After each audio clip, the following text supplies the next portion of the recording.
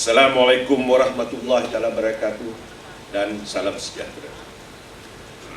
Segala puji-pujian hanyalah kepada Allah Subhanahu wa taala. Selawat dan salam ke atas junjungan besar Nabi Muhammad sallallahu alaihi wasallam, ahli keluarga serta para sahabat baginda dan mereka-mereka yang mengikut jejak langkah baginda hingga ke hari akhirat. Alhamdulillah, kerana dengan limpahan rahmat dan izinnya dapat kita berkumpul pada hari ini bagi menyaksikan pelancaran bahagian cyber dan elektromagnetik pertahanan Angkatan Tentera Malaysia atau singkatannya BSEP, disebut BICEP. Pengwujudan BSEP ini merupakan pembuktian kepada kesediaan dan kesungguhan kita untuk mendepani ancaman domain operasi baru serta kompleks, iaitu domain cyber dan elektromagnetik. Penubuhan BICEP ini juga bakal dicatat sebagai salah satu sejarah di dalam Angkatan Tentera Malaysia khasnya dan Kementerian Pertahanan UMNO.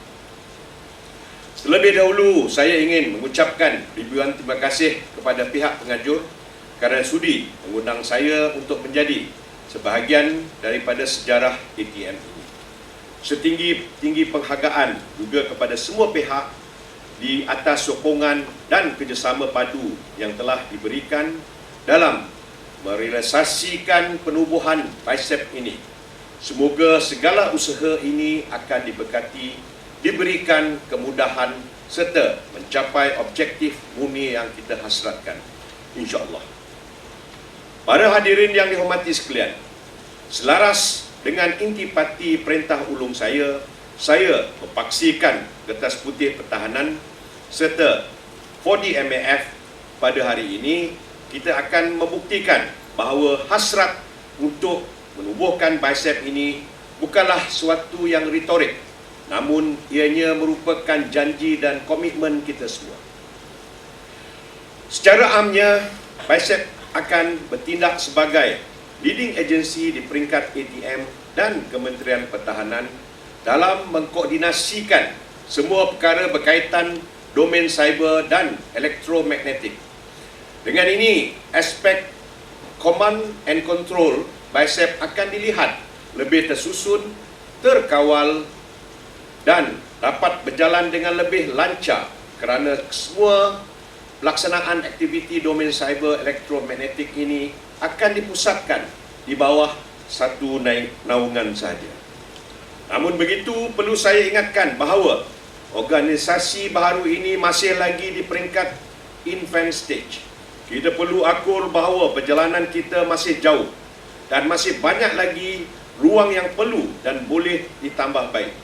Secara umumnya, BICEP akan terus melaksanakan fungsi serta tugas konvensionalnya, iaitu pembangunan dan pengurusan dalam aspek komunikasi, ICT serta domain elektromagnetik. Peningkatan terhadap keupayaan domain cyber terutamanya yang akan dilakukan oleh BICEP dan oleh semua perkhidmatan akan terus diperkasakan serta dijajar sebaiknya dengan keupayaan yang sedia ada. Keperluan-keperluan ini akan dilaku dengan berhemah dan teliti, selari seperti mana yang telah digariskan di dalam Kertas Putih Pertahanan. Selain itu, saya juga yakin bahawa semua pihak akan terus komited memberikan kerjasama terhadap keupayaan sumber manusia yang sudah tentunya merupakan penentu kepada kejayaan BICEP. Saya memohon agar setiap perkhidmatan darat, laut dan udara untuk melakukan pencaturan yang terbaik dalam memilih para pegawai dan anggota yang betul-betul capable and competent untuk pejawatan di BICEP ini. Perkara ini sangat penting dalam memastikan domain cyber dan elektromagnetik kita untuk terus kekal relevan dan kredibel pada sebilang masa.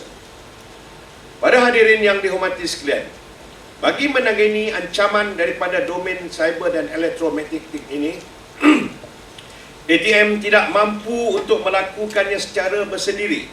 Penglibatan rakan-rakan strategik kita dari National Cyber Security Agency, Suruhanjaya Komunikasi dan Multimedia Malaysia serta Center of Excellence for Cyber Security amatlah diperlukan dalam memastikan ancaman ini dapat ditangani secara holistik dan lebih proaktif. Seperti mana semua maklum, pada 12 Oktober 2020 yang lalu, Kerajaan melalui Majlis Keselamatan Negara telah melancarkan Strategi Keselamatan Cyber Malaysia 2020 ke 2024.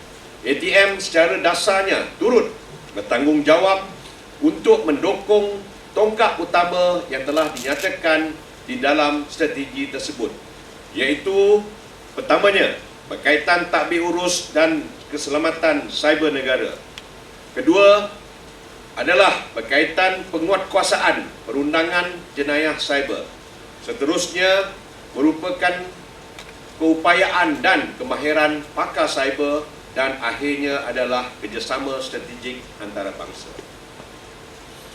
Justru dengan tertubuhnya BICEP ini, kita yakin bahawa pihak NAKSA akan melibatkan ATM secara aktif dalam semua aktiviti domain cyber. Penglibatan ini adalah turut merangkumi perkongsian peruntukan kewangan oleh kerajaan demi merealisasikan Strategi Keselamatan Cyber Malaysia 2024 yang telah diumumkan oleh kerajaan.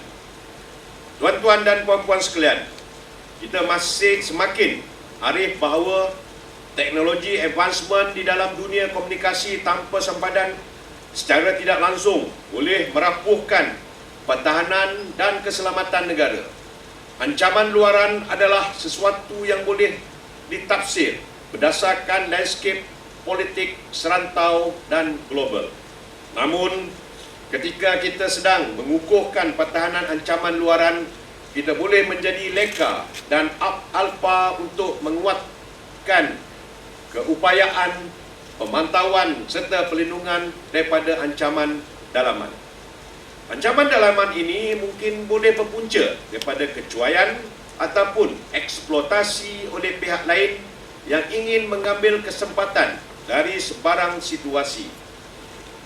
Tidaklah mustahil setiap elemen dalaman boleh menjadi possible threat untuk melumpuhkan rangkaian strategik informasi ATM.